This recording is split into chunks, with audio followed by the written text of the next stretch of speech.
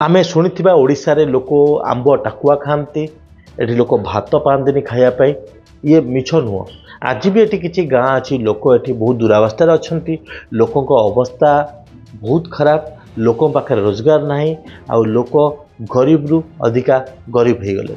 तो आपन जदि यही सब जगह को जीवे ये जगार उन्नति केमिति हेबो ये जगार विकास केमिति हेबो आमको ता उपरे काम करिया पड़िबो। आमे जदि आ उपरे काम न करिबा करिबो किए।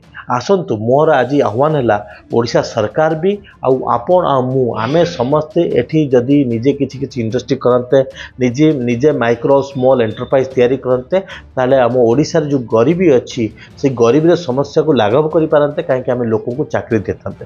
किंतु गरीब समस्या लाघव करिया पे आउ गोटे बड़ कथा हला आपन शिक्षा आमे जदि भल मानर शिक्षा प्रत्येक गाँ गहली पहुँचे पारिबा आ लोकों को पुष्टिकर खाद्य दे पारिबा ताले आम ओडिशा भविष्य उज्जवलमय हो।